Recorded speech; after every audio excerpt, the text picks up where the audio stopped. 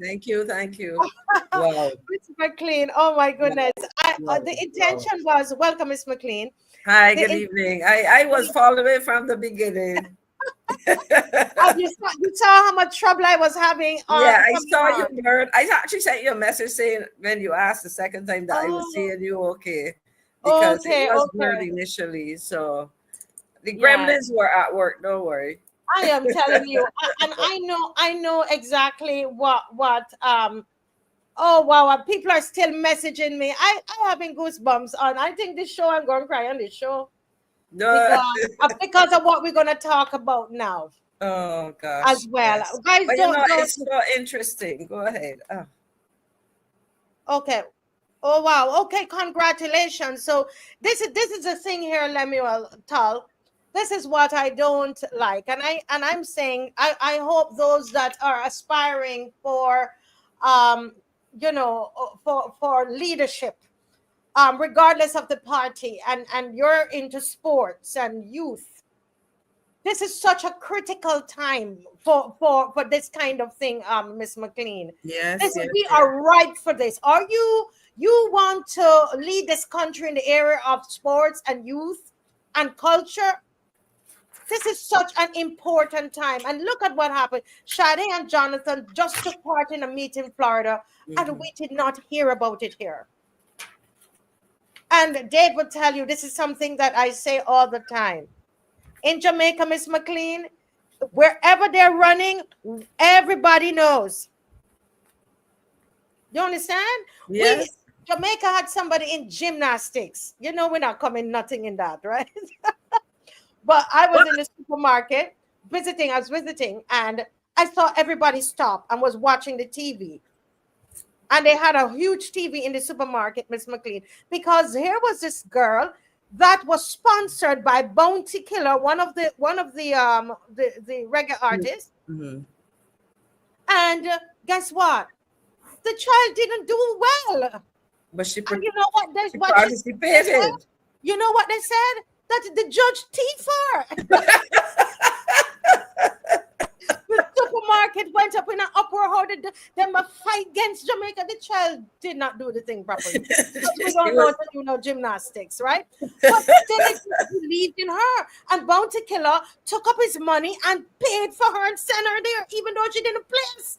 right, right. But you see, it is about supporting and believing. But remember, you had a bobsled team. Remember Yeah, that yeah. what the regular body. What was it? But no, it really is important that we support. And I take my hat off to is it Mr. Jackson. I'm trying to remember his name. Um, Hi, um, Judith. yeah, yeah. Yes, I take my hat off to him and those who make the effort to work with our young people. But and I'm not saying it's not happened before, but this is the first time it certainly that I am aware of working with that age group in this way. I know we've seen youngsters working with footballers and so on, but Mhm. here you have an 8-year-old, and the look on her face tells me that she is very serious, very focused, and with the right support. And you see the thing about the exposure, because I remember when I was a graduate student in Ohio, there were a couple Caribbean persons, West Indians.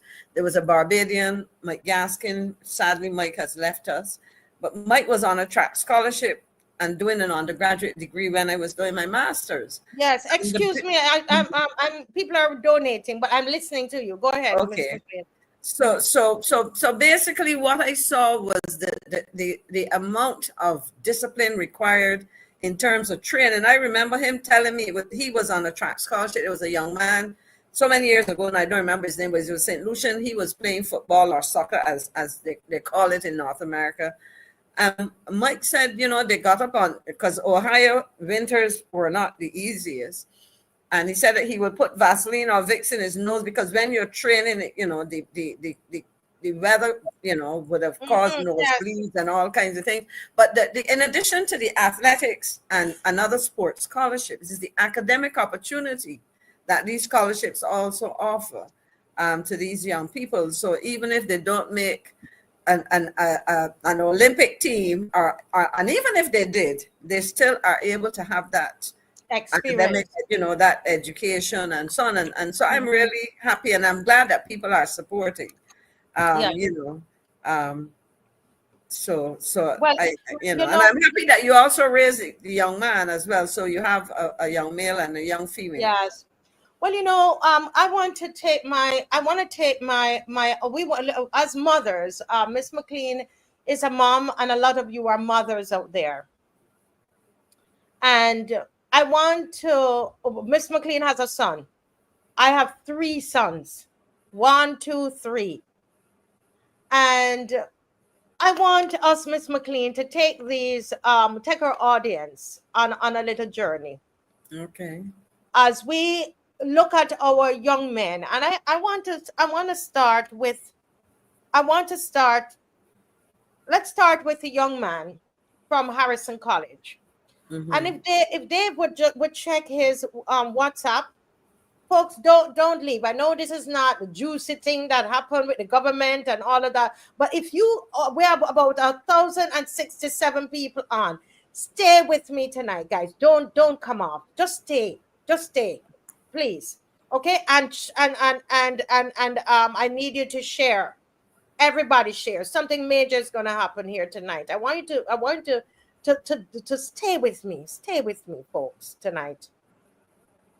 There's a reason we were having technical issues, because this is a powerful show here tonight. Now, how many of you saw the young man in the white shirt in a pool of blood on the streets in Old Town, right there, a few yards from Old Lime Town, Grove. Lime Grove, and almost in front of Old Town Civic Center? How many of you saw it? I'm going to wait on them, Miss McLean, because we got to do this. How many of you saw it? Give me a thumbs up if you saw it. There was also a video. There's a picture and there was a video. In the broad daylight, in a white shirt, blood. Andrea saw it. Thunder saw it. Judith Ann, Judy Jills. Yes. Yes, Shirley, you did. He was 20 years old.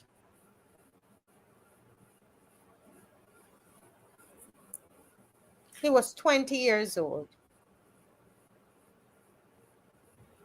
I got connected to this story only yesterday when on the march. Well, truly, let me be honest, I saw something, somebody sent me something through Sherry Veronica. And when I looked at it, I took a second glance at it because I saw the tie. And I said, what doesn't this look like Harrison College tie? But I wasn't too sure. And I'm like, what's wrong with Harrison College? So then I opened it, because some of her things are good, and then some is, you don't, whatever. But I said, is she didn't say the name of the school, but I said, but then we had the march, Miss McLean. So then I didn't pay more attention to it until Mr. Thorne was speaking at the march, and he said Harrison College. And I listened. I said, you're going to tell me the boy who was on the ground that he was a student at Harrison College, or just graduated? I'm like, huh? Really? And so I listened, and I heard what Mr. Thorne was saying. I want to take a good look at this young man. And then I'm going to read you a post that was put on Facebook. One by Mr. Thorne and one by somebody else. And I tell you, Miss McLean, from one mother to the next, I cried this evening. I'm sorry. You might say I love to cry, but when it comes on to young people and boys, I had 2 sons who went to Harrison College. And I know it's not easy there. It's not easy. It's a great school, but it's not necessarily an easy school. Yes, I know he had a cutlass. And this is why I want everybody to focus in tonight, because I want us to, as Barbadians, to think a little deeper. Go a little deeper. Please. we love to blame.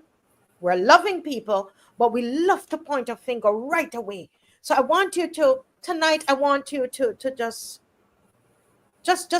look at his picture. Look at him. He could be your son.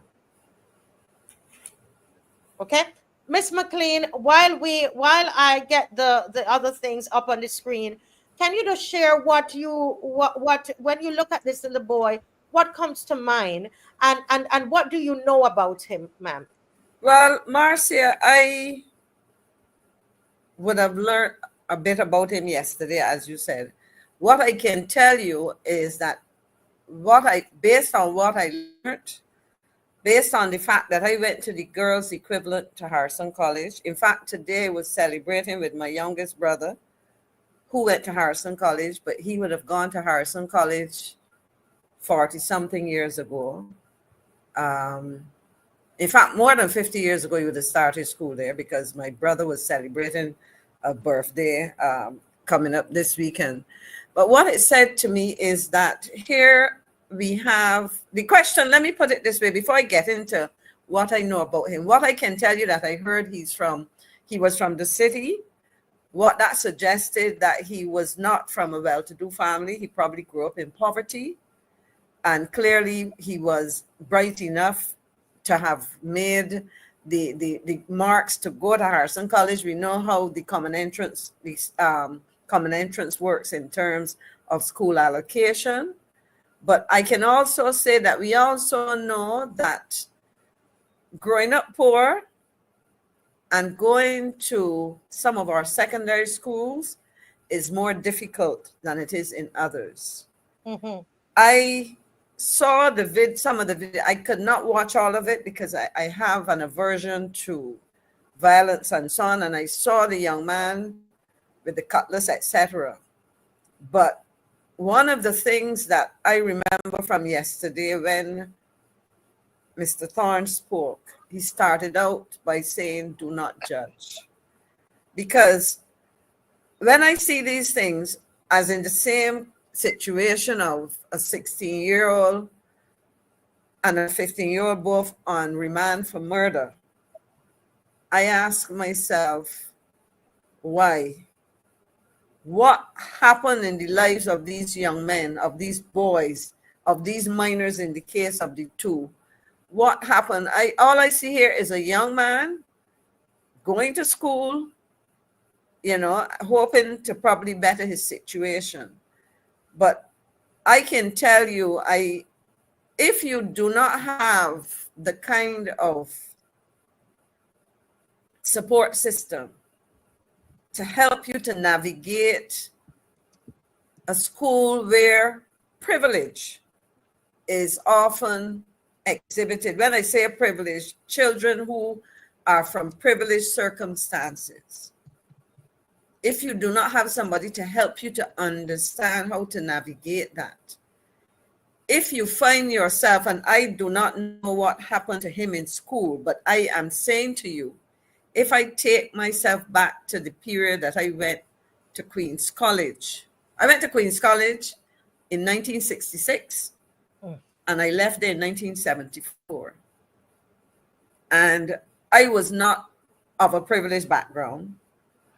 And I saw how some teachers, and I make no apologies for saying this, I saw how some teachers dealt with certain children.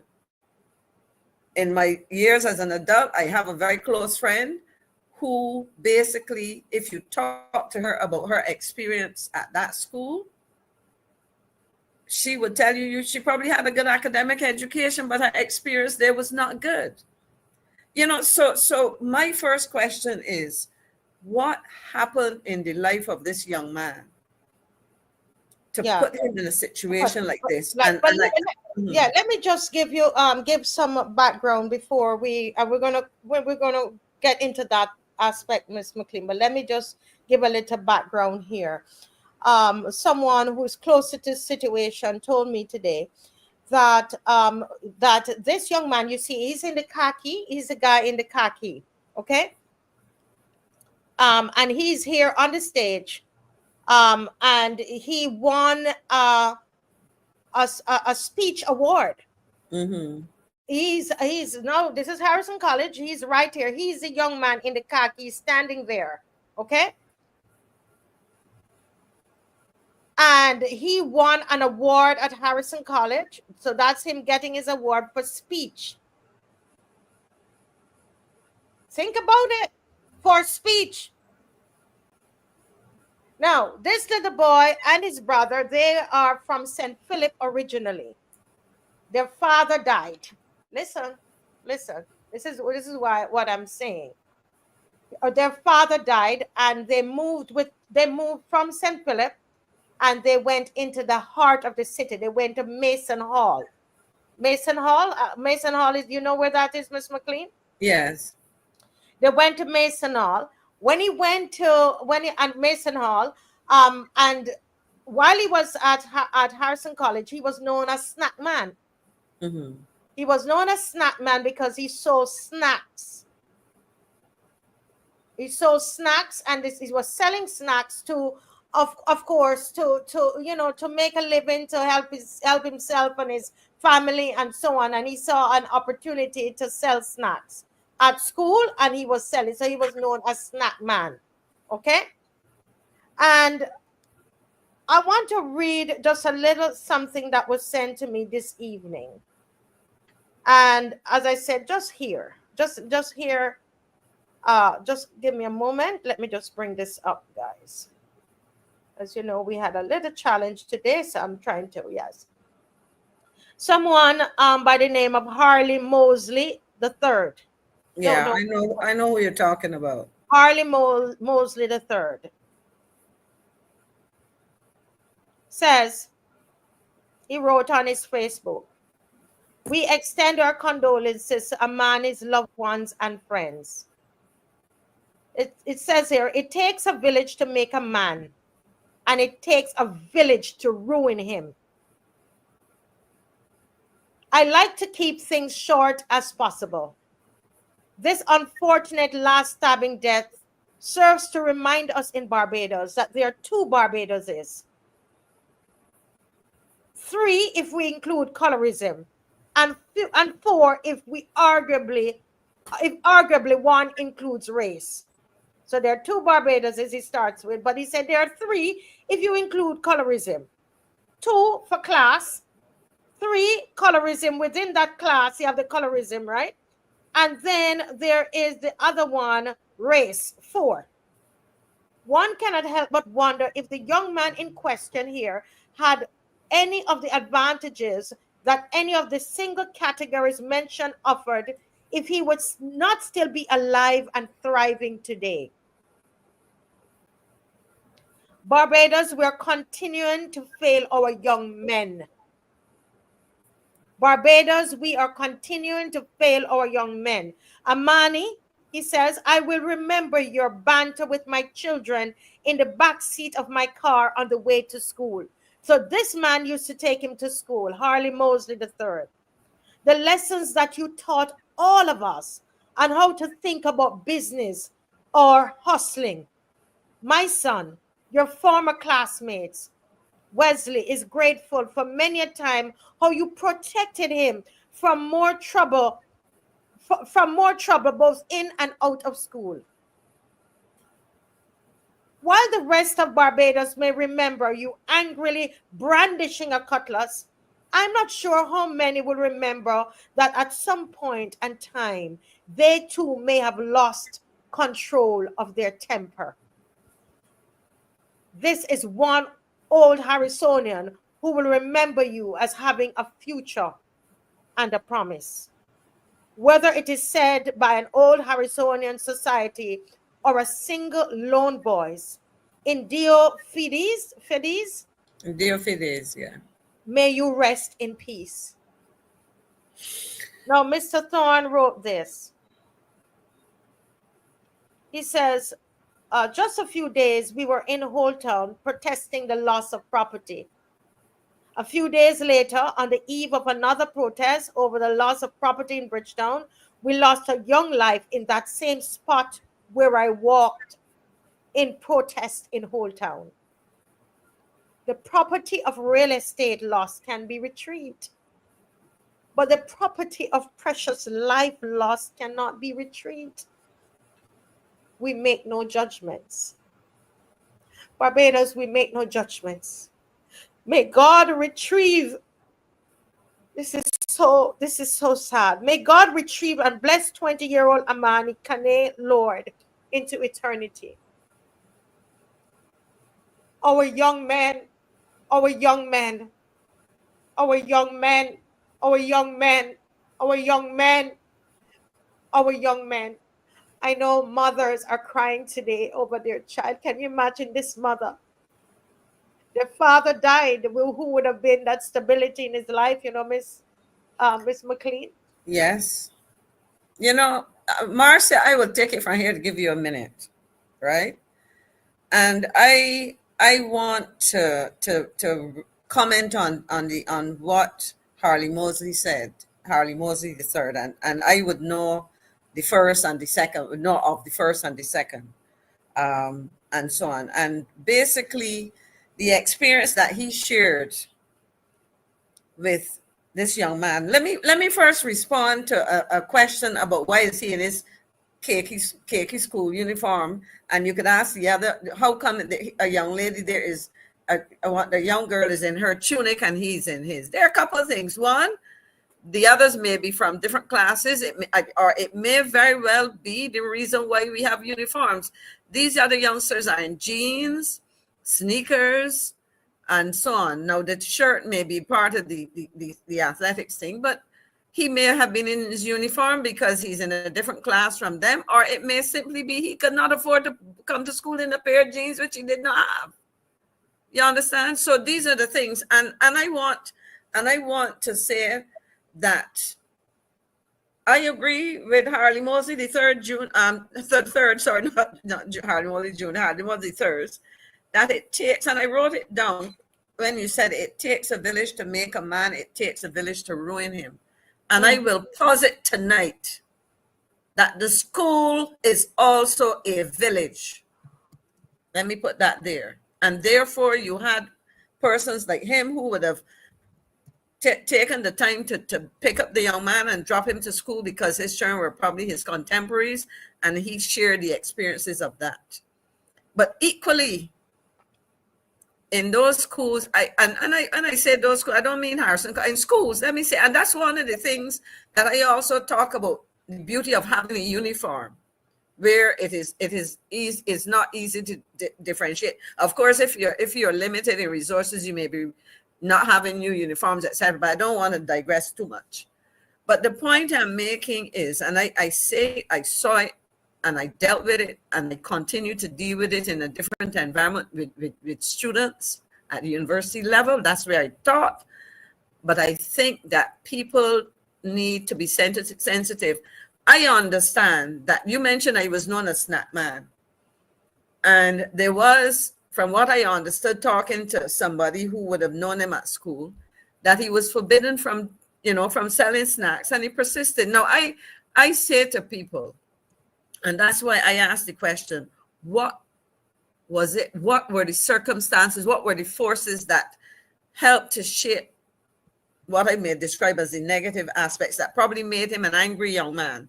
I don't know the history of the interaction between him and the other individual. But my concern is we talk about having guidance counselors, and one of the basic things we talk about things like critical thinking and so on. And I ask myself, and I feel emotional about this because I have seen it. I can give you examples talking to my late brother-in-law who went to Harrison College, and I will share an example of that, to the kind of thing that persists in these places, in our schools and in our workplaces and so on. Now, if I see a young man come into school, and you're not supposed to sell on the premises or whatever, as his former mistress or former master, I believe that individual should have asked, as their guidance counselors and these things, you have a principal. Amani, why are you continuing to do this? Yeah. And you also can use your common sense, because at the end of the day, yes, an address in part can tell you the economic, not the individual person's character, but the economic circumstances that child may be experiencing, you know. And so basically my point is, you have a child come into school and there are issues. First of all, you need to establish, because if I were that person, I would have worked it out in my mind that he's not doing it just because he wants to be entrepreneurial alone, that he probably is doing this out of necessity. Go and look at his record and you would realize that, as the information said, he'd lost his father. Do you have any idea what kind of jobs his mother is doing? What can we as a school, and I hate the name that they have, sorry, the Harrisonian Society, it sounds so elitist. But Ms. McLean, can I just say this here, because honestly, I don't want this to be a bashing of the school. I'm not bashing the school, but I'm not bashing. No. Let me say, because my sons went there, and while yes, like any other school, there are pressures in different ways. They had a very good experience at the school. Okay, and that is the norm. I just want to bring that balance, in terms of how I would not balance it, Marcy. I think that I need to say this, having gone, I had a good experience. The point I'm making is that there are too many instances where children are perhaps not assisted. I'm just responding to what Mr. Mosley said in terms of a village. A village is not only where you live. A village is where you spend a lot of your time. And I'm simply saying, and this has happened there. It has happened in other schools. So I'm not bashing. I hate the word bashing also. I don't bash things. I analyze. And I am very serious. And if you would allow me, I would do this because I feel strongly about it, but I try as much as possible to be objective and careful in how I discuss this. And we can't get away from it. There's a lot of elitism that goes on in these schools up to today. I went to Queen's College. My sister went to St. Michael's, Queen's College, and Harrison College, because in sixth form, when she came to Queen's College, she went to Harrison College to do physics, chemistry, and maths. My brother went there. My son went to Queen's College. I'm just saying that I'm not talking about those schools only, but the point I am making, that if you go across our school system, oftentimes children who are deemed problematic. I will take you, forget Harrison College, let me take you to St. Stephen's Nursery School, where my son went to school and where my grandparents went and all of us. When my son was in nursery school, his teacher called me. He had a teacher who was very concerned about looking out for her children. And she called me about a student who was a problem child. Now, this is nursery. This is 3 plus 4 till you leave to go over to primary.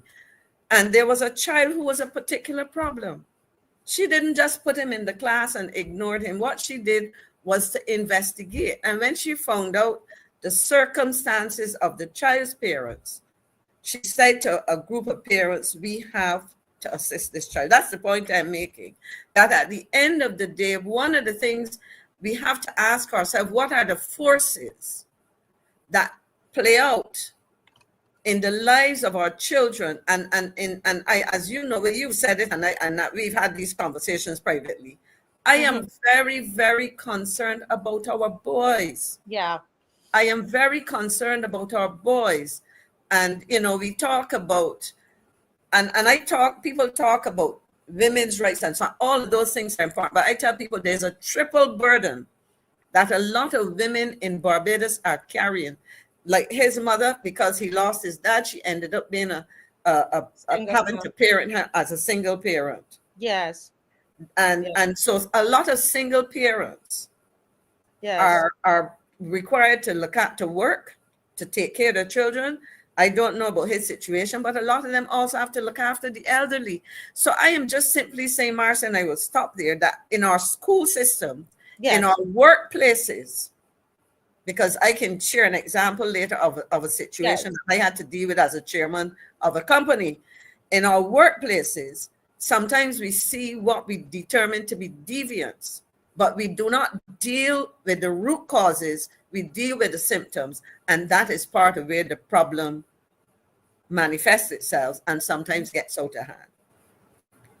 If I might, Marcy, I think Glenn, you have kind of assessed his comments pretty reasonably. At some point, he did say that he is still, in relation to that part of his portfolio, that he is still let me put it this way, analyzing and probably engaging his officers. That's part of what I think he might have said. But you're right. I think part of his responsibility as a cabinet member is to make the transition from what I call the operational to the policy and policy making the policy making mindset, because I call it big picture thinking, because at the end of the day, given his training and his work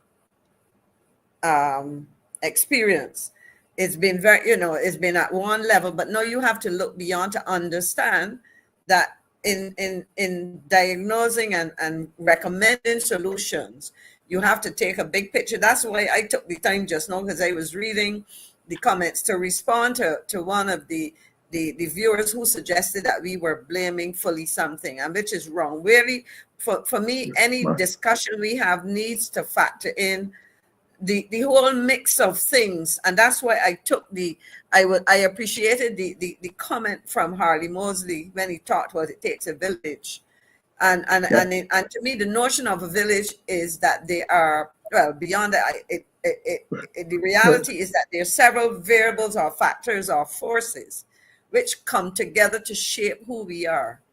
And unless we take time to understand those and recognize that when we seek to confront a problem, we have to confront that problem from a comprehensive understanding of those forces.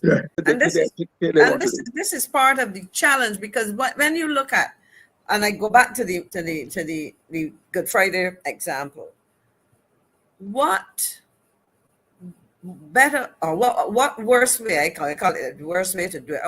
What a way to demoralize and to interfere with. I mean, because when you do that, you are diminishing. That's the word I want. Also, apart from the demoralizing, impacting morale, you're diminishing the authority of the police. They're supposed to have a job to do. They're part of our system. Let the people do their job, and so on. But when you do that, you are enabling certain kinds of negative behaviors. And a friend got that information out of the UK, because it was obviously I think it was a UK tourist, and somebody sent me a note saying that they had heard this out of the UK. So I think part of what is happening, and if I might, there's something I want to touch on after I comment, that happened. And I believe that what has happened is that those stories are kept out of the public domain. Let me put it that way.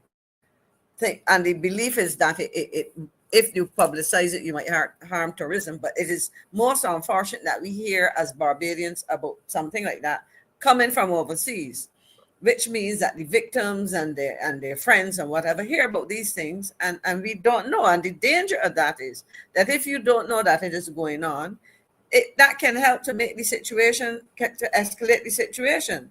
Because if there's no publicity about it, the perpetrators of the crime are aware that it is not being spoken about. So they probably may feel, free to go and do it some more. But if I might, Marcia, I've been listening for quite a while in terms of our discussion of what's happening in the communities on the block, etc. And all of those things are correct. But, at the end of the day, we talk about high-powered weapons. And yes, somebody may disassemble a weapon and ship it in parts to some young individual.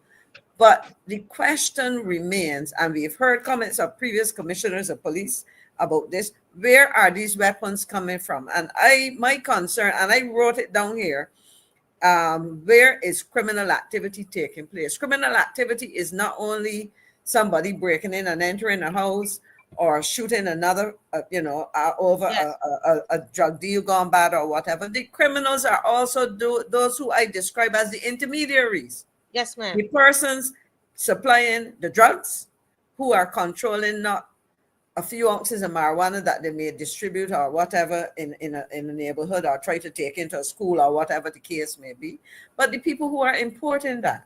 And I listened today, and we were talking about Minister Humphrey earlier and how sensitive he is. I suspect, I hope when I marked his scripts as a student, he rather than be sensitive, he looked at the comments I put on his paper. I mean, I think generally he's an intelligent individual, but I think he needs to listen to Glenn. But the point I'm making is that this talk about span of a weapon and all that. The reality is, people, we hear rumors. We hear about people renting guns, for example. A 20-year-old renting a gun or 25-year-old renting a gun does not probably rent it from his neighbor around the corner. Mm-hmm. You understand? We hear these things, and my concern is when a young man is arrested for armed robbery, let's say, why is it that he can the police, because when you hear of multiple arrests for a single crime, I believe, I'm not in the police station interrogating anybody, but I believe that what happens is that person, in confessing, probably decides that I have to spill on the other ones because I'm not going down by myself. That's what happens. If that person is going to confess that George Brown was with me, with my Mark Twain or whoever when he did it, why isn't he able to say if he did not import the gun, or if he bought it or borrowed it or rented it, who supplied it? Yeah. So, I hear us going down the line and what I consider to be half or part of the equation. And I will say this. I listened today and there's this talk about scanners and so on. And I want to say that during the time I was a member of cabinet, there were portable scanners. And I want to say also that there's a new regime in place where I estimate it, and the people at customs and the police and so on can confirm this. 80% of the containers approximately that leave the port are not opened and examined before exiting the port. And I would suggest that therein lies a problem. No, I agree. I think as I raise that whole issue because I recognize that it is easy to talk about the youngster on the street. Correct. Who are pretty much set up to declare war on each other. But at the end of the day, there are people sitting down very comfortably and engaging in these things. And then you hear people come and they try to bamboozle the public by saying, oh, we didn't have this. And I go back to the issue of ports and containers, and people argue. My question, I'll put a simple question on the table. We have spent millions of dollars on security, as Glenn said. Have they taken the time to train people to use those scanners properly? Have they examined, have they done random searches, given the decision to apply a system where 80% of the containers leave the port unopened and probably not properly scanned, if scanned at all?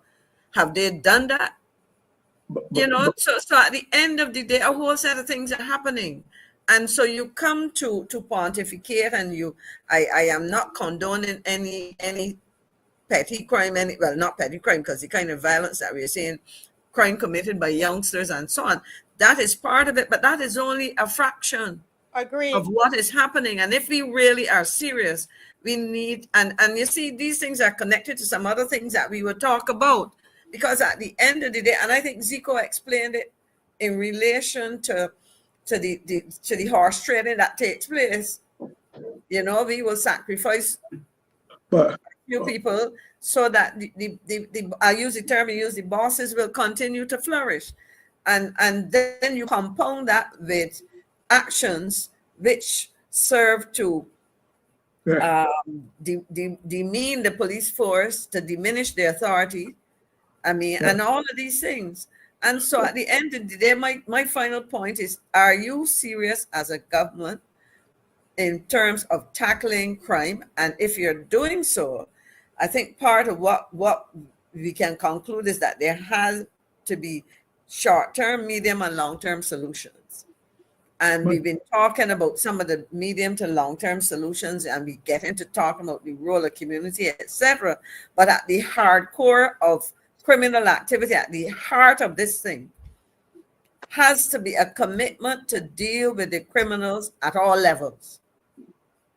And if we're not prepared to do that, we will continue to sacrifice our young people, and I say, more specifically, sacrifice our young men. Yes, Miss McLean, can you close Yeah, for us? well, let me start by saying, like you, I pray for these two young men, and I pray for the repose of the soul of Amani as well. But I want Marcia, and I think to continue something that Zico said, and I shouldn't say amused. I like to comment when somebody said, "Wait, Zico, somebody recognized you just now," and it was good to hear. But what I want to say is that in making reference to Dance Academy, you were speaking of what I have been talking to Mars about: action, getting things to happen, coming together to find ways to address some of these problems as a community. Because at the end of the day, we try to look at some of these horrific situations to understand why tragedy occurred and why tragedy continues to occur. But I think we have within us to do something to try to make a difference. And I was happy tonight to see the start of the program with the gentlemen and the young athletes, because that to me is one of the examples of an intervention that we have to make. You know, we have always been solutions driven, whether it was trying to help adults learn to read and write, or in this case, trying to write our youngsters and keep them on the right path.